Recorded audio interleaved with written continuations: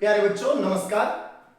आज मैं आपके लिए लेकर आया हूं कक्षा 8वीं की दीपकम पाठ्य पुस्तक से पाठ 3 तृतीय पाठ सुभाषितम पीत्वा जीवनम सफलम कुरु। सुभाषितम रसम पीत्वा जीवनम सफलम कुरु, यानी कि सुभाषित रस, सुभाषित रूपी रस को पी करके, सुभाषित यानी सुंदर बातें, अच्छी बातें, सुंदर वचन, ऐसी बातों के रस को पान करके, यानी कि उसका जो रस है, जो उसके में ज्ञान है, उसको पान करके, पीत्वा यानी पीकर, जीवनम सफलम कुरु, अपने जीवन को सफल करें, अपने जीवन को सफल बनाएं। तो आइए शुरू करते हैं। सबसे पहले यहां पर आप देख रहे हैं दादी है और दादी के साथ में उनकी पोती है, और जो पोती है वो बहुत जिज्ञासु प्रवृत्ति की है। तो सबसे पहले यहां पर कौन कह रहा है? पोती कह रही है अपनी दादी से कि पितामही एकां नूतनां कथां कथयतु। पितामही एकां नूतनां कथां कथयतु, यानी कि हे दादी एक नई कहानी सुनाओ, कहो। दादी कहती है वत्से यानी कि बेटी, त्वं प्रतिदिनं तु कथां शृणोषि अद्य नीति श्लोकान शृणु। कह रहे कि बेटी तुम हमेशा क्या करती हो? नीति श्लोक सुनती हो। तुम हमेशा क्या करती हो? नीति श्लोक सुनती हो, कथा सुनती हो, कहानी सुनती हो, रोज ही तो सुनती हो। आज क्या सुनो? नीति श्लोक सुनो। नीति श्लोक यानी क्या? तो यहां पर वो भी वही पूछ रही जो आपके मन में प्रश्न है, नीति श्लोक यानी क्या? नीति श्लोका, दादी नीति श्लोका, तो दादी कहती आम नीति श्लोकाः नाम सुभाषितानि। नीति श्लोक क्या है? सुभाषित ही नीति श्लोक है, यानी कि सुंदर सुंदर बातें जो संस्कृत भाषा में हैं, जो कई ग्रंथों में, कई शास्त्रों में है, वही क्या है? नीति श्लोक है। ठीक है। फिर पोती पूछ रही है अपनी दादी से, किम नाम सुभाषितानि, किम नाम सुभाषितानि। आपने कहा नीति श्लोक सुनाऊंगी। नीति श्लोक सुभाषित को कहते हैं, यानी कि सुंदर बात हो रही। सुभाषित क्या है वो भी समझाइए। तो दादी समझाती है, सुष्ठु भाषितानि, सुष्ठु भाषितानि यानी कि सुंदर या अच्छे रूप से बोले गए, इति सुभाषितानि। सुष्ठु सुंदर प्रकार से, अच्छे प्रकार से बोली गई जो बातें हैं वही सुभाषित है। अर्थात शोभनानि वचनानि, है ना, शोभन, शोभा पाने वाले या बहुत ही सुंदर जो वचन है वही सुभाषित है। तानि सर्वदा जनानां हिताय भवन्ति। तानि वे सभी, सर्वदा यानी कि हमेशा, जनानां हिताय भवन्ति लोगों के हित के लिए होते हैं, लोगों की भलाई के लिए होते हैं। लोगों की भलाई यानी कि स्वयं की भी भलाई और दूसरों की भी भलाई। अब फिर पोती पूछ रही है, सुभाषितेन कः लाभः। सुभाषित पढ़ने से क्या लाभ होता है, क्या फायदा होता है दादी, ये बताइए। तो दादी बोल रही है, सुभाषित पठनेन आदर्श मानव जीवन निर्माणाय प्रेरणा प्राप्यते। सुभाषित पढ़ने से क्या होता है? आदर्श मानव जीवन। आदर्श मानव जीवन यानी कि आदर्श का मतलब क्या होता है? मॉडल, है ना, जी जैसा दूसरा बनना चाहे, ऐसे हमारे जीवन में ऐसे सद्गुण हो, ऐसे गुण हो, इस तरह का व्यवहार हो, इस तरह के हमारे कर्म हो कि दूसरे उससे सीखें, और जो मनुष्य में जो होने चाहिए। तो आदर्श यानी जिनको हम आदर्श, जैसे हम आदर्श मानते हैं स्वामी विवेकानंद जी को, या महर्षि दयानंद जी को, या रानी लक्ष्मीबाई को, ये क्या हमारे एक आदर्श हैं। ज्योतिबा फुले जी हैं। तो आदर्श है मतलब हम उनके जैसा बनना चाहते हैं, लोग उनके जैसा बनना चाहते हैं, और लोग हमेशा अच्छा ही बनना चाहते हैं। तो ऐसे मानव जीवन का निर्माण के लिए क्या करते हैं? प्रेरणा प्राप्यते, प्रेरणा प्राप्त होती है इनसे। मानव जीवनस्य सुखाय समृद्धये च सुभाषितानां पठनस्य आवश्यकता अस्ति। ये कह रहे हैं कि मानव जीवन के सुख के लिए, यदि सुख की प्राप्ति चाहिए, समृद्धि के लिए, और हमें क्या करना चाहिए? सुभाषितों को पढ़ने की आवश्यकता है।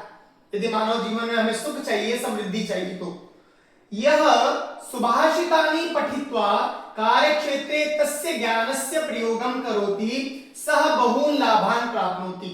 उसके साथ साथ यदि सुभाषित को पढ़कर, सुभाषित मतलब कोई भी श्लोक हो, किसी भी शास्त्र से संबंधित हो, किसी ग्रंथ से संबंधित हो, या श्रीमद् भगवत गीता है, या जो भी पुराण है या वेद है, उनमें से कोई कहीं से भी हो सकता है, तो यदि वो हमारे, उसे हम क्या करते हैं, उसे पढ़कर कार्य क्षेत्र, अपने कार्य क्षेत्र में, वर्किंग प्लेस में, चाहे वो फिर जॉब हो या फिर वो बिजनेस हो या फिर कुछ और हो, अपने कार्य क्षेत्र में तस्य ज्ञानस्य प्रयोगम करोति, उसके ज्ञान का प्रयोग करते हैं, जो हमें सुभाषित बताते हैं उसे हम वहां प्रयोग करते हैं, अप्लाई करते हैं, तो सह बहुन लाभान प्राप्नोति, वह बहुत सारे लाभों को प्राप्त करता है। मतलब सुभाषित क्या करता है, हमें बहुत कुछ सिखाते हैं, हमें कैसा रहना चाहिए, हमारी लाइफस्टाइल कैसी होनी चाहिए, हमारी लीडरशिप कैसे होनी चाहिए, या हमारा वर्किंग में कि क्या क्या हमारे नियम होने चाहिए, किस तरह हमें कार्य करना चाहिए। ठीक है, इसके पश्चात दादी ने बता दिया। अब पोती फिर पूछ रही है, अहो सुंदरम, अहो सुंदरम यदि एवं तर्हि अहम नूनम सुभाषितानि पठिष्यामि। यदि एवं, यदि ऐसा है दादी, तर्हि तो अहम, मैं नूनम सुभाष, नूनम यानी निश्चित रूप से, पक्का क्या करूंगी, सुभाषितानि पठिष्यामि, सुभाषित पढ़ूंगी, सुभाषित पढ़ूंगी। तो दादी बताती हैं, सुभाषितानि स्वकर्तव्यस्य अकर्तव्यस्य च विषये स्पष्टतया मार्गदर्शनम कुर्वन्ति। इसके साथ साथ और मोटिवेट करें दादी पोती को कि क्या होता है, सुभाषित जो है वो स्वकर्तव्यस्य अकर्तव्यस्य, जो हमारे कर्तव्य है यानी जो हमें करना चाहिए, और अकर्तव्यस्य यानी जो नहीं करना चाहिए, इन विषय में स्पष्टतया, बिल्कुल क्लियरली क्या करते हैं, मार्गदर्शनम कुर्वन्ति, मार्गदर्शन करते हैं, हमें रास्ता बताते हैं, हमें गाइड करते हैं। अतः सर्वे अवश्यम सुभाषितानि पठन्तु, इसलिए हमें अवश्य रूप से सभी को क्या करना चाहिए, सुभाषित पढ़ने चाहिए। तानि पठित्वा सर्वे जीवनस्य रहस्यम अवगच्छन्तु, उन्हें पढ़कर सभी जीवन के जो रहस्य हैं, जो सीक्रेट्स हैं, वे सभी समझ में आते हैं, उन्हें सभी क्या करना है, समझें, और जीवनम सुखमयम च कुर्वन्तु, और अपने जीवन को सुखमय करें, सुखपूर्वक करें, है ना, हमारे जीवन में सुख हो ऐसा उसे बनाएं। ठीक है बच्चों, यहां तक पोती और दादी का क्या था, कन्वर्सेशन था, कन्वर्सेशन यानी बातचीत थी। अब आ जाते हैं पहले श्लोक में। पहले श्लोक में क्या दिया गया है,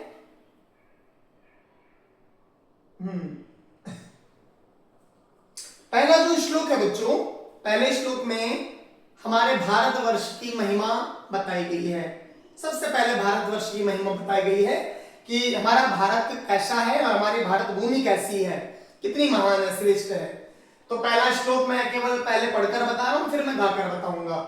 गायन्ति देवाः किल गीतकानि धन्यास्तु ते भारत भूमि भागे स्वर्गापवर्गास पदमार्गभूते भवन्ति भूयः पुरुषाः सुरत्वा। यदि इसका गायन करेंगे तो कैसे करेंगे, गायन्ति देवाः किल गीतकानि धन्यास्तु ते भारत भूमि भागे स्वर्गापवर्गास पदमार्गभूते भवन्ति भूयः पुरुषाः सुरत्वात्, भवन्ति भूयः पुरुषाः सुरत्वात्। ठीक है, इस तरह इसका श्लोक का हमें क्या करना है, गायन करना है।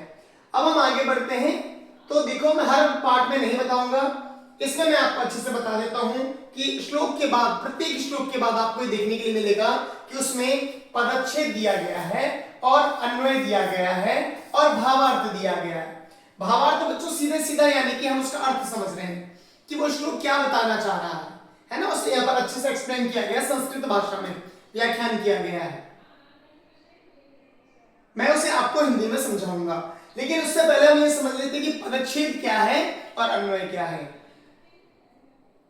श्लोक जो है संस्कृत भाषा या हिंदी भाषा में भी संधि होती है। संधि यानी कि दो वर्ण आपस में जुड़ जाते हैं, यानी कि जो अंतिम वाला वर्ण है और जो इधर का अगला वाला जो पद है उसका पहला वर्ण है, ये यदि संधि के नियमों के अनुसार कोई इसमें अगर ये पास में आते हैं तो ये आपस में इनमें जुड़ करके परिवर्तन हो जाता है। जैसे विद्या प्लस आलय विद्यालय बन जाता है, जबकि दो अलग अलग शब्द हैं, है ना।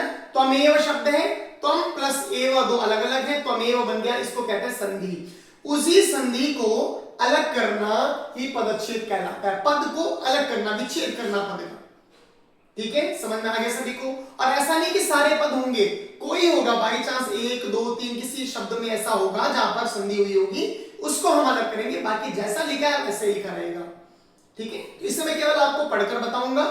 दूसरा आएगा, चलिए पहले मैं पदच्छेद कर देता हूं। तो एक एक शब्द हो गया, गायन्ति देवाः किल गीतकानि धन्याः तु ते भारत भूमि भागे स्वर्गापवर्गास्पद मार्गभूते भवन्ति भूयः पुरुषः सुरत्वत्। ठीक है, इतना क्या हो गया आपका, ये हो गया पदच्छेद, अलग अलग कर दिया। पदच्छेद इसलिए भी करते हैं कि शब्द अलग अलग होंगे, पद तो हम समझ सकते हैं। मैं बार बार श्लोक में नहीं बताऊंगा कि पदच्छेद क्या है, ठीक है। सेम वैसे ही अन्वय, अन्वय क्या है, तो देखिए हमें जो हम बात कर रहे हैं, मैं अभी आपसे बात कर रहा हूं या हम आपस में कोई भी कन्वर्सेशन करते हैं, बातचीत करते हैं, तो वाक्य होते हैं हमारे सीधे सीधे वाक्य। कोई कहानी हम पढ़ते हैं, कोई लेख हम जीवनी का हम पढ़ते हैं, कोई गद्यांश पढ़ते हैं, निबंध पढ़ते हैं, लिखते हैं, तो कैसे लिखते हैं, क्रमशः वाक्य संरचना के साथ लिखते हैं। परंतु जो पद्य है, श्लोक है ना, दोहे हैं इत्यादि इत्यादि, ये क्या है, एक तो इनका गायन किया जाता है, दूसरा इनमें ध्यान रखना होता है छंद आदि का, कि छंद भंग न हो, छंद पूरा हो, कितने अक्षर किसमें आएंगे, कितने शब्द किसमें आएंगे, कितने पद होंगे, कितनी पंक्तियां होंगी, और उसकी लय ताल अच्छी मिलनी चाहिए। तो इसमें ऐसा कोई नियम नहीं होता, ऐसी कोई बाध्यता नहीं होती कि क्रिया अंतिम में आएगी, कर्ता से शुरू करेंगे, कारकों के अनुसार वाक्य होना चाहिए, ऐसा बिल्कुल भी नहीं आता। और बहुत बार ऐसा होता है कि कोई शब्द होता ही नहीं है, ठीक है। तो हम क्या करते हैं, अब जब इस तरह अगर आगे पीछे होगा तो जो एक सामान्य सा आदमी है वह संस्कृत को इतनी आसानी से समझ नहीं पाएगा, और उसके लिए भी फिर आगे पीछे शब्द हो तो और मुश्किल। इसलिए उसको एक क्रम में लिखना, वाक्य के जैसा लिखना ही अन्वय कहलाता है।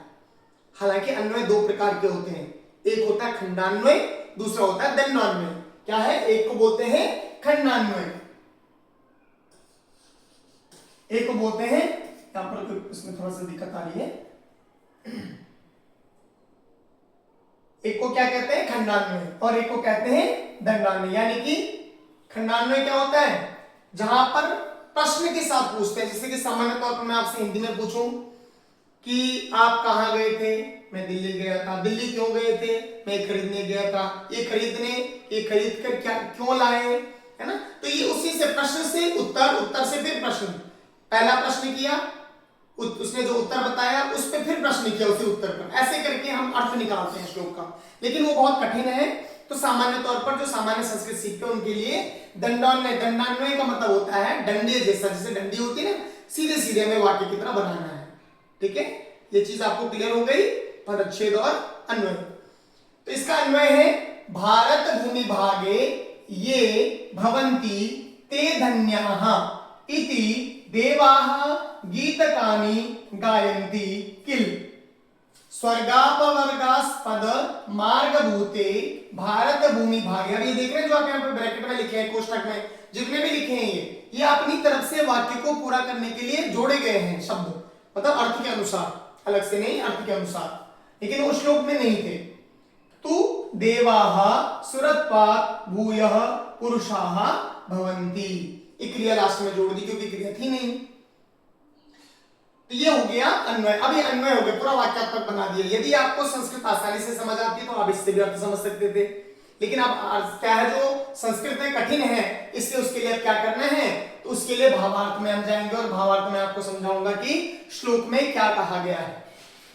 ये मानवाः अस्याम भारत भूमौ, जो मनुष्य इस भारत भूमि पर जन्म प्राप्नुवन्ति, जिन्होंने जन्म प्राप्त किया है, प्राप्त करते हैं, ते धन्याः, ये वे मनुष्य क्या है, धन्य है। ऐसा कौन बोलता है, इति भारत भूमे गुणगानम देवाः कुर्वन्ति। ऐसा इस भारत भूमि का गुणगान देवता करते हैं। अतः वयं सर्वे भारतीयाः भाग्यशालिनः स्मः। इसलिए हम सभी जो भारतीय हैं क्या है, भाग्यशाली हैं। धर्म अर्थ काम मोक्ष आदि प्राप्तये मार्गभूते अस्मिन् भूखंडे देवाः अपि देवत्वं विहाय मनुष्य रूपेण जन्म ग्रहणार्थम अभिलषन्ति। यानी कि जो धर्म अर्थ काम मोक्ष, ये जो चार पुरुषार्थ बताए गए हैं, पुरुषार्थ यानी कोई पुरुष है, कोई भी व्यक्ति है, उसको जीवन में ये चारों से गुजरना है। यदि वो एक सही जीवन जी रहा, उसको धर्म भी कमाना है, उसे क्या करना है, उसे अर्थ भी कमाना है, संपत्ति, और उसे क्या करना है, काम यानी कि कामनाओं को भी पूरा करना, कामनाएं यानी इच्छाएं, और साथ साथ में अंतिम उसको मोक्ष की प्राप्ति भी करनी है, ईश्वर की प्राप्ति भी उसे करनी है। ऐसा एक क्रम है पुरुष जीवन में, मनुष्य जीवन में। तो यदि इसको प्राप्त करना है क्रम के अनुसार मोक्ष की, आपने सुना होगा देवता जो है तो है, उनको मोक्ष नहीं मिलता। देवता अलग है, भगवान अलग है। देवता यानी जो देते हैं, भगवान ईश्वर है, ब्रह्म है, अंतिम वही, ठीक है। लेकिन देवता जो है तो वे क्या है, वे भी इनको प्राप्त नहीं कर पाते, उसके लिए मनुष्य बनना जरूरी है। इसलिए वो कह रहे हैं कि ये प्राप्ति के लिए मार्ग भूते, मार्ग के रूप में अस्मिन् भूखंडे, इस भूखंड में, भारतवर्ष में, देवाः अपि देवत्वं विहाय, देवता भी देवत्व को छोड़ करके, अपना जो देवत्व है उनका, देवता जिससे बने हैं शक्ति, उसे छोड़कर मनुष्य रूपेण जन्मं ग्रहणार्थम, मनुष्य के रूप में जन्म लेने की क्या रखते हैं, अभिलषन्ति, अभिलाषा करते हैं, इच्छा करते हैं कि काश हमें भी मनुष्य जीवन प्राप्त हो जाता तो हम भी ये जो धर्म अर्थ काम मोक्ष चार पुरुषार्थ हैं इनको हम प्राप्त कर लेते। तो ऐसे हमारे भारतवर्ष की महिमा इस श्लोक के माध्यम से बच्चों बताई गई है। ठीक है, आई होप कि आपको समझ में आ गया होगा। अब हम अगले श्लोक की ओर चलते हैं। अगले श्लोक में क्या बताया गया है, अगले श्लोक में बताया गया है, पहले मैं इसको उच्चारण करवा दूं फिर गायन करूंगा। गुणी गुणं वेत्ति, गुणी गुणी गुणं वेत्ति, न वेत्ति निर्गुणः बली बलं वेत्ति, न वेत्ति निर्बलः, पिको वसन्तस्य गुणं न वायसः, करी च सिंहस्य बलं न मूषकः। गुणी गुणं वेत्ति न वेत्ति निर्गुणः, बली बलं वेत्ति न वेत्ति निर्बलः, पिको वसन्तस्य गुणं न वायसः, करी च सिंहस्य बलं न मूषकः, करी च सिंहस्य बलं न मूषकः। ये श्लोक हो गया हमारा। अब इस श्लोक में क्या बता रहे हैं, इस श्लोक का सीधा सीधा एक ही सरल अर्थ है, एक ही शिक्षा है, एक ही सार है कि जो योग्य है वही दूसरे की योग्यता को पहचान सकता है। जो खुद सक्षम है, योग्य है, कुशल है, वही दूसरे को समझ सकता है, अन्यथा नहीं समझ सकता कोई। ठीक है, तो पदच्छेद वही सेम, फिर से नहीं बताऊंगा, पहले वाले में बता चुका हूं कि पदच्छेद क्या होता है। अन्वय भी मैं आपको पहले ही बता चुका हूं कि अन्वय क्या होता है, इसलिए मैं एक एक इसको पढ़कर आगे जाऊंगा और यहां पर आपको भावार्थ बताऊंगा। गुणी गुणं वेत्ति न वेत्ति निर्गुणः बली बलं वेत्ति न वेत्ति निर्बलः पिकः वसन्तस्य गुणं न वायसः करी च सिंहस्य बलं न मूषकः। ठीक है, ये हो गया इसका पदच्छेद। क्या हो गया ये है पदच्छेद।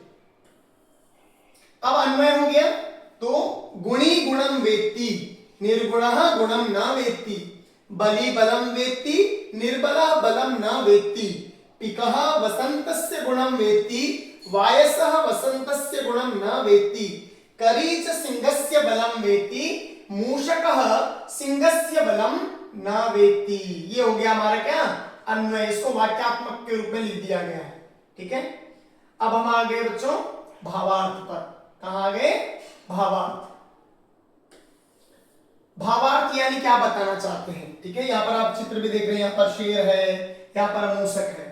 ठीक है, ऐसे ही और भी इसके उदाहरण है।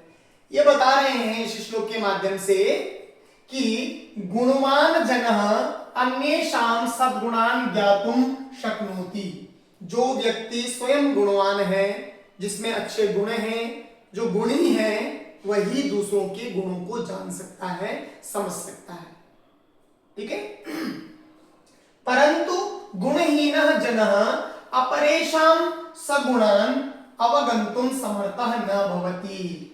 परंतु जो खुद गुण रहित है, दुर्गुणी है, जिसमें गुण है ही नहीं, अच्छी आदतें नहीं है, अच्छा स्वभाव नहीं है, वह दूसरों के गुणों को जानने में समर्थ नहीं होता है। यदि वो गुणवान नहीं है तो उसे भी नहीं पता कि एक्चुअली वो अगर गुणवान नहीं है तो उसे पता ही नहीं कि गुण का महत्व क्या है, और ये कितना अच्छा गुण है, इसका कितना महत्व है, कितनी वैल्यू है, इसलिए वो नहीं समझ सकता।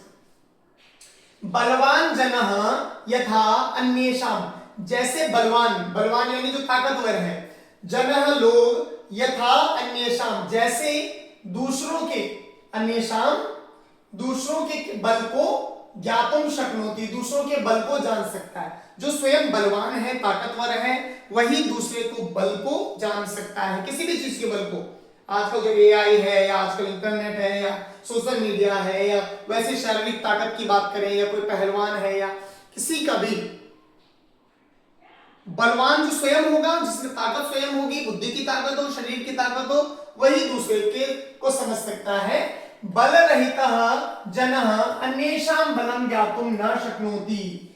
बल रहित, बिना बल का आदमी, कमजोर व्यक्ति दूसरे के बल को नहीं समझ सकता, नहीं जान सकता। ठीक है। वेत्ति का मतलब होता है जानना। आगते पिकः वसंतस्य गुणानुरूपं कुहुतानं करोति। ये कह रहे हैं कि आगते पिकः यानी कि आगते पिकः,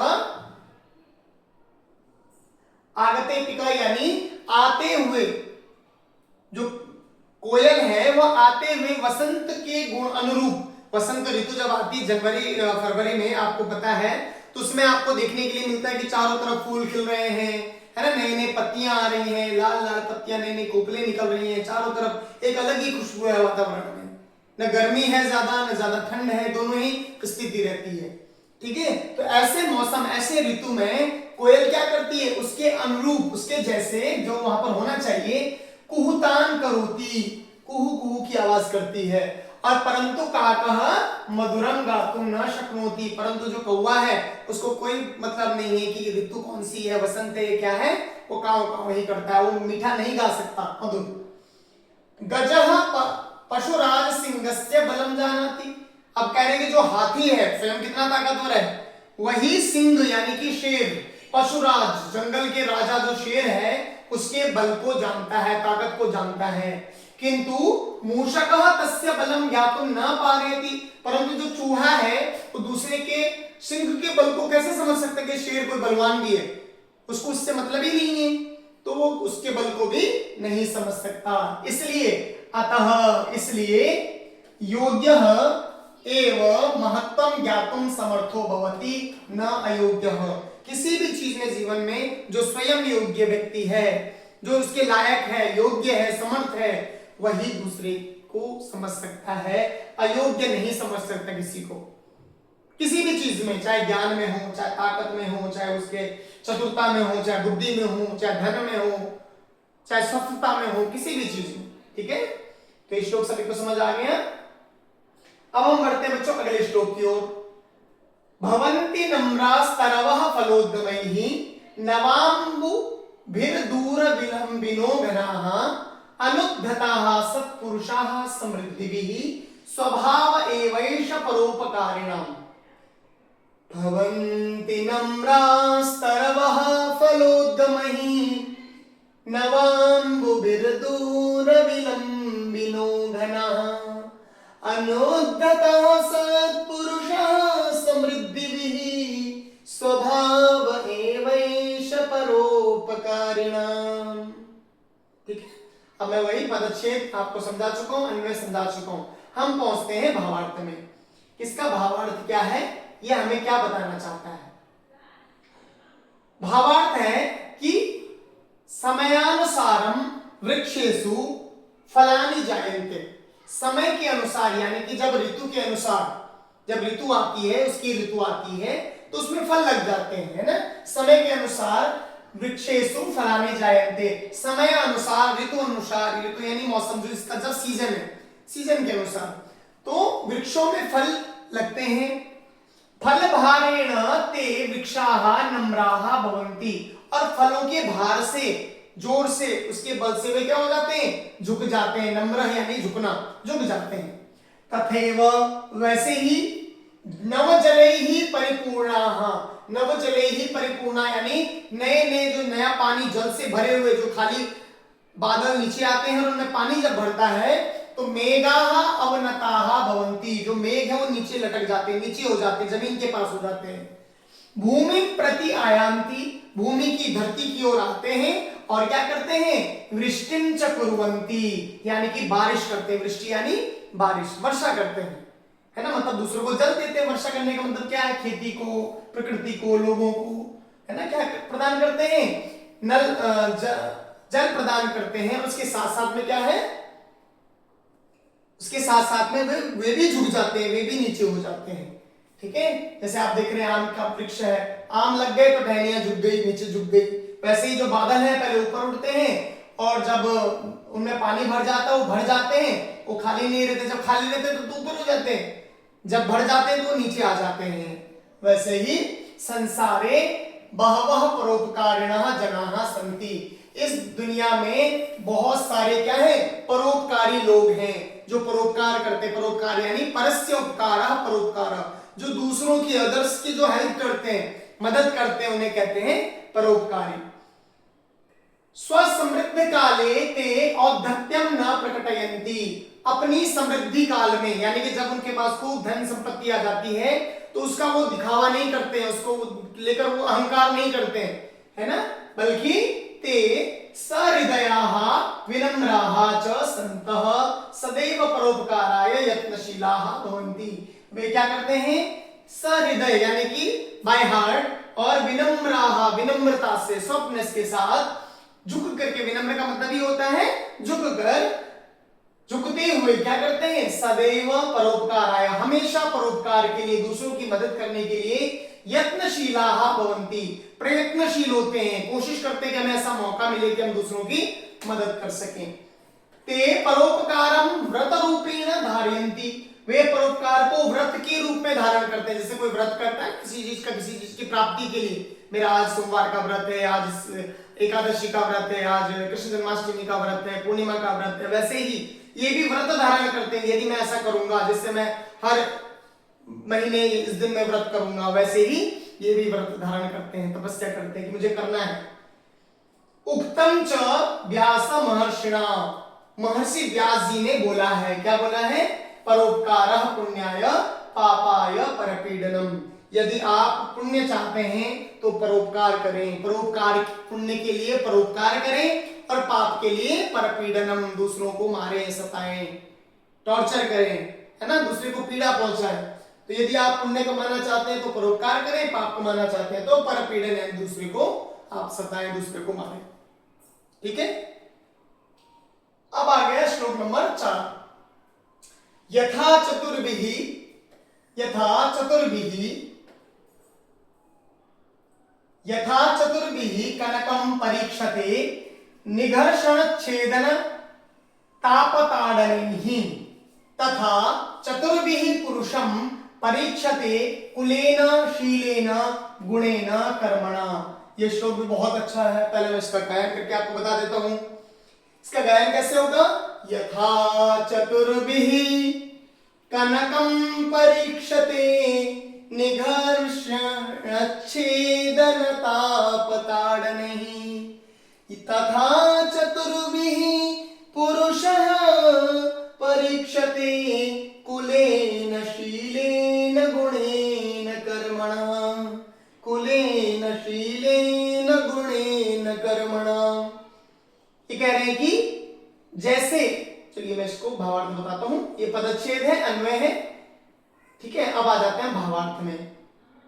भावार्थ क्या बता रहा हमें, क्या बता रहे हैं इसमें कि स्वर्णकारः सुवर्णस्य शुद्धताम् आकलयितुम आदौ निकष प्रस्तरे निघर्षणम करोति। क्या करता है जो स्वर्णकार है यानी कि जो ज्वेलर्स वाला होता है, सुनार जो है वह क्या करता है, सुवर्णस्य शुद्धताम आकलयितुम, सोने की शुद्धता को जानने के लिए आदौ शुरू में क्या करता है, निकष प्रस्तरे, जो उनके पास जो पत्थर होता है उसको पारस पत्थर है जो भी वो कहते हैं, उस पर उसको निगर्षण यानी उसको घिसते हैं। ठीक है, तदनंतरम तस्य सुवर्णस्य कर्तनम करोति, उसके बाद उस सोने को काटते हैं कि बाहर से तो ठीक है अंदर कैसा है। ततः अग्निना दाहयति, फिर उसको अग्नि में तपाते हैं, जलाते हैं उस सोने को, और अंते सुवर्ण खंडे प्रहारम करोति, और लास्ट में क्या करते हैं, उस सोने को हथौड़ी से उसके ऊपर प्रहार करते हैं उसको शुद्धता मापने के लिए। तो ये भी चतुर्भिः प्रकारैः, इन 4 प्रकारों से परीक्षा यानी परीक्षा करके सुवर्णस्य पूर्ण शुद्धतां ज्ञातुं शक्नोति, सोने की जो पूर्ण शुद्धता है उसको जान सकते हैं। ठीक है, तथैव वैसे ही पुरुषः अपि चतुर्भिः उपायैः परीक्षणीयः, वैसे ही किसी भी पुरुष का यानी किसी भी व्यक्ति का 4 प्रकार से परीक्षा की जाती है, परीक्षा करनी चाहिए। यथा जैसे कस्मिन् परिवारे अयं जनः जन्म अलभत, किस परिवार में इसने जन्म लिया है, किस कुल में इसने जन्म लिया है, इसका कुल के कर्म कैसे रहे हैं, इतिहास कैसा रहा है। ठीक है, तस्य स्वभावः कीदृशः अस्ति, उसका स्वभाव कैसा है, उसका नेचर कैसा है। सः कीदृशैः गुणैः युक्तः अस्ति, वह किस प्रकार के गुणों से युक्त है, कितने गुण हैं, कितने अवगुण हैं, कौन कौन से गुण अवगुण हैं। और पुनः सह केन कर्मणा सर्वत्र समादृता भवति, यानी कि अंतिम में चौथा क्या है कि वह किस प्रकार के कर्मों में संलग्न है, संलिप्त है, किस तरह के काम करता है, किस तरह के कर्म करता है ना। कर्म का मतलब जॉब ही नहीं है, कर्म का मतलब जॉब के अलावा भी जो इधर उधर लोगों के साथ किस तरह का करता है, किसी को मारता है या किसी को भगाता है या क्या करता है ना, परोपकार की भावना भी है या नहीं, या लोगों को दुत्कार देता है, बहुत चीजें हैं।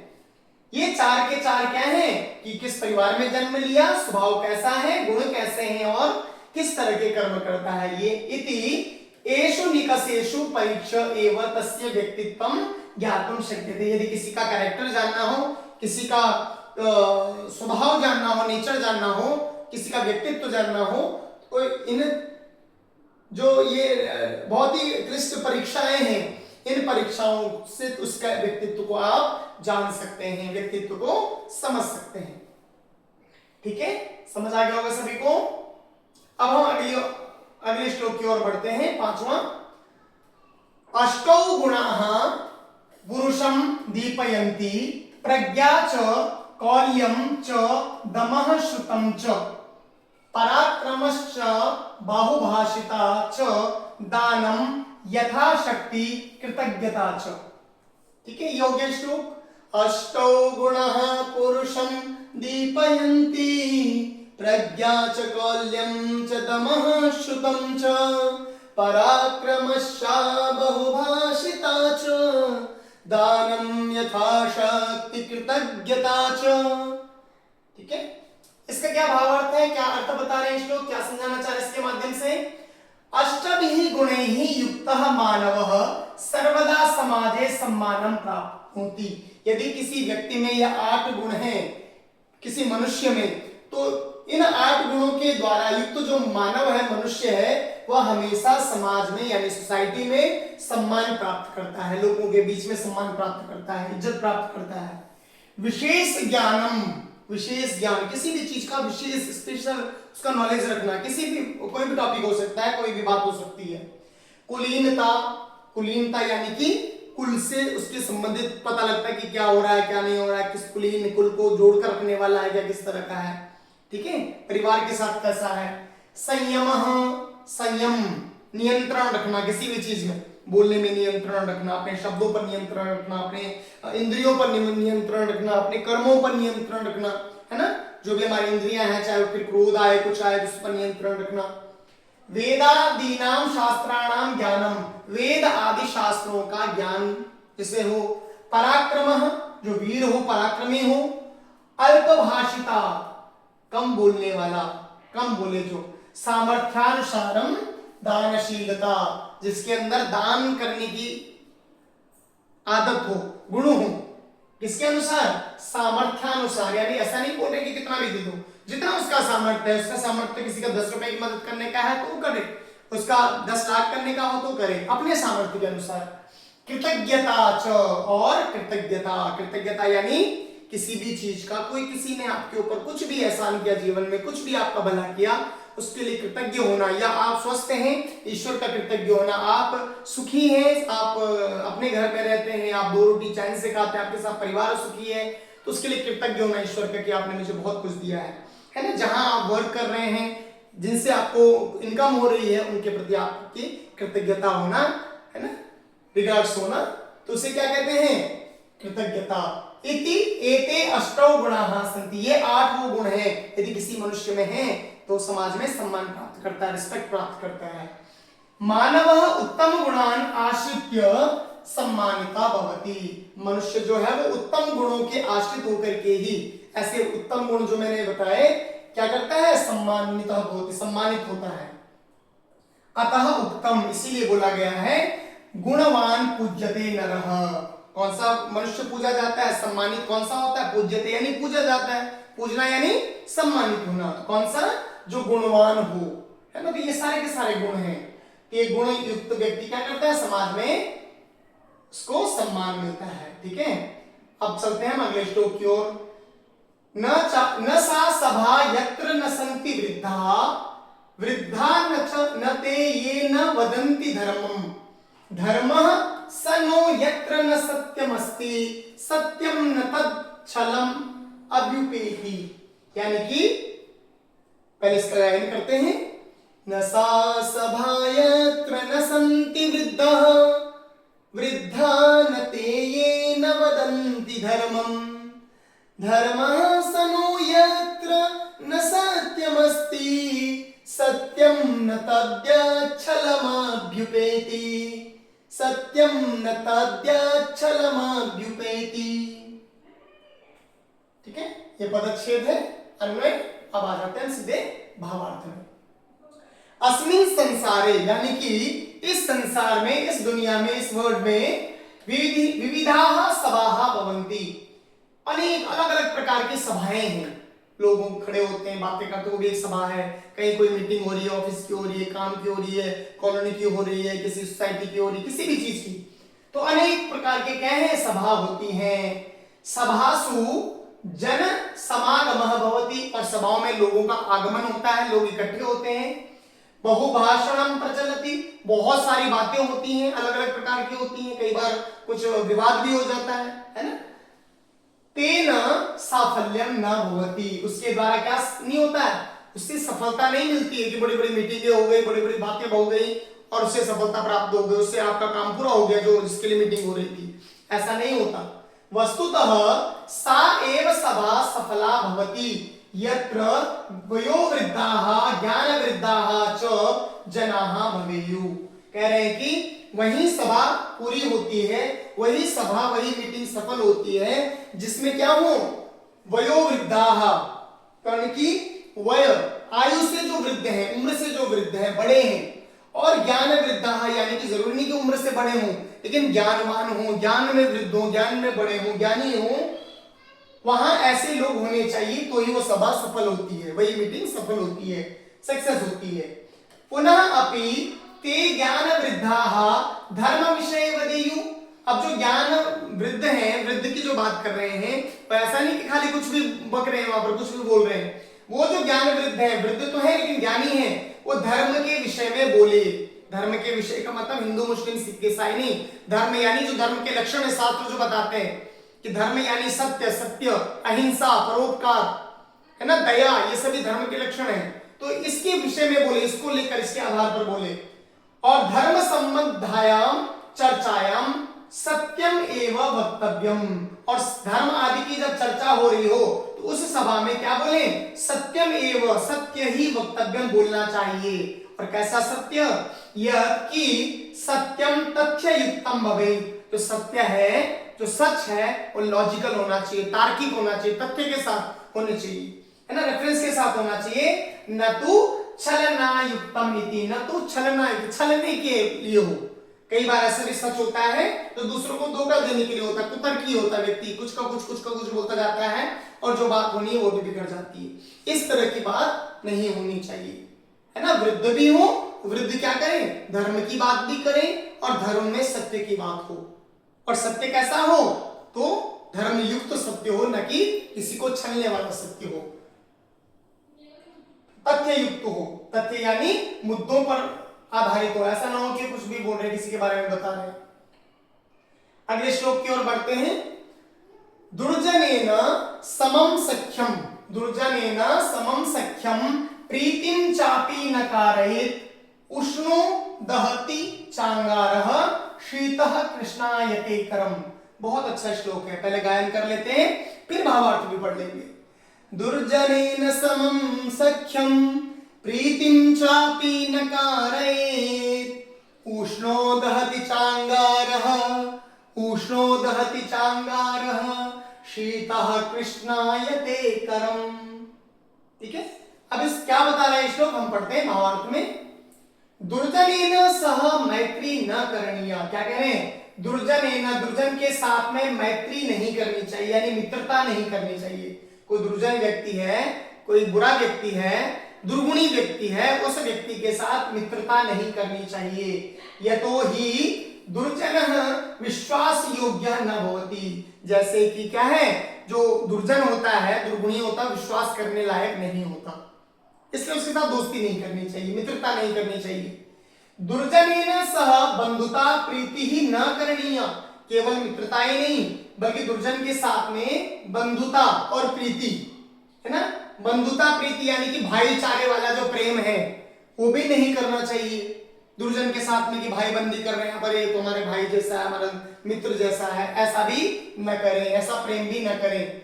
यतः तस्य दुर्जनस्य मुखे माधुर्यम परम हृदये कपटता भवति, क्योंकि उस दुर्जन के मुख पर तो माधुर्यता होती है, यानी कि मधुरता, मिठास होती है ना, बहुत मीठा मीठा बोलता है, लेकिन हृदय कपटता भवति, उसके हृदय में कपट होता है ना, कपट यानी छल होता है, कपट होता है, आपके लिए वो बुरी भावना रखता है।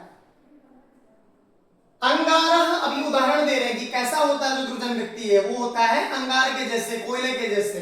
तो अंगारः उष्णः भवति चेत्, यदि अंगार उष्ण यानी गर्म है, जल रहा है, तो वो क्या करता है, तापेन करम ज्वालयति, यदि उसको हाथ से पकड़ोगे तो वो आपका हाथ जला देगा, आग से जला देगा। पुनः यदि सह अंगारा शीतलः अस्ति, अगर वो अंगार शीतल भी हो गया यानी कि ठंडा हो गया, बिल्कुल क्या बन गया, कोयला बन गया, तदापि हस्तम मलिनम करोति, तब भी अपने आप के हाथ को काला कर देगा, गंदा कर देगा। तथैव दुर्जनः सर्वदा एव अनिष्टम करोति कारयति च, जो दुर्जन व्यक्ति होता है, दुष्ट होता है, वह हमेशा या तो बुरा अनिष्ट करेगा, करता है, या कारयति दूसरों से करवाता है। ठीक है, अतः विद्यया अलंकृतोपि दुर्जनः परिहर्तव्य, इसलिए कह रहे हैं कि यदि कोई विद्वान भी है ना, विद्वान यानी उसने बहुत ज्ञान प्राप्त कर रखा है, उससे अलंकृत भी है, बहुत अच्छा बोलता है, बहुत ज्ञानी है, ऐसे व्यक्ति से भी क्या करना चाहिए, दूर रहना चाहिए, इससे बच करके रहना चाहिए, ऐसा ये श्लोक हमें बता रहा है। ठीक है, अगले श्लोक की ओर चलते हैं। यथा ये केन चक्रेण न रथस्य गतिर्भवेत्, न रथस्य गतिर्भवेत्, एवं पुरुषकारेण विना दैवं न सिद्ध्यति। यथा ये केन चक्रेण न रथस्य गतिर्भवेत्, एवं पुरुषकारेण विना दैवं न सिद्ध्यति। ये किस पर है, परिश्रम पर, हार्ड वर्किंग पर आधारित श्लोक है हमारा। ठीक है, क्या बता रहे हैं इसमें, इसमें बता रहे हैं रथस्य गति ही चक्रद्वयेन, रथस्य, रथ की गति, जो गति है, जो स्पीड है, चक्रद्वयेन एव सम्यक भवति, दो चक्र जब उस पर होते हैं ना, पीछे देखते हैं कि दो चक्र हैं, दो उसमें चक्के हैं, व्हील है, टायर हैं, लगे होते, चक्र लगे होते, चक्के लगे होते हैं, तो वो अपनी गति में चलता है, उसे घोड़े खींचते तो बहुत तेज गति से चलता है। एकेन चक्रेण रथस्य गमनं न संभवेत्, लेकिन वहीं पर अगर एक टूट गया चक्र, तो दूसरा यदि पहिया है भी तो रथ नहीं चल पाएगा, उसे संभव नहीं है जाना। रथस्य गति ही स्थगिता स्यात्, रथ की जो गति है, जो स्पीड है, वो क्या हो जाएगी, स्थगित हो जाएगी, रुक जाएगी। पुरुषार्थेन बिना फलम न सिद्ध्यति, पुरुषार्थ, मेहनत, परिश्रम, जो पहले बताया था, धर्म अर्थ काम मोक्ष, ये सभी का जो एक मिश्रण क्या है, मुख्य क्या है, परिश्रम, हार्ड वर्किंग। पुरुषार्थ के बिना फल सिद्ध नहीं हो सकता, फल नहीं मिल सकता, है ना, सफलता नहीं मिल सकती। भाग्ये स्थितेपि उद्योगेन एव फलम लभ्यते, ये कह रहे हैं कि भाग्य में स्थित भी उद्योगेन, उद्योग के द्वारा ही क्या होता है, फल लभ्यते, यानी भाग्य में भी यदि है तब भी हमें परिश्रम से प्राप्त होता है भाग्य भी। अत्र अनुभूयते यत् प्रयत्नः भाग्यं च मानव रथस्य द्वे चक्रे स्तः, ये कह रहे हैं कि इससे हमें ये पता लगता है कि जो चक्र है ना पहिए, वो मनुष्य के प्रयत्न और भाग्य, यानी कि उसके प्रयास, और जैसे हम बोलते हैं कि ट्राई करो, प्रयास करो, सफलता मिल जाएगी, और प्रयास करो, है ना। तो प्रयास और भाग्य क्या है, मनुष्य रूपी जो रथ है ना, उसके, उस रथ के दो पहिए हैं, और दोनों ही यदि सही चल रहे हैं तो आपको क्या होता है, उक्तम अपि मानवस्य रथस्य द्वे चक्रस्य, दोनों पहिया है, और दोनों पहिया यदि हैं और आपका प्रयास भी अच्छा रहा, आपका भाग्य ने भी साथ दिया, तो क्या हो जाएगा, आपका जो रथ है वह स्पीड में आगे बढ़ जाएगा और आप अपने लक्ष्य तक पहुंच जाएंगे।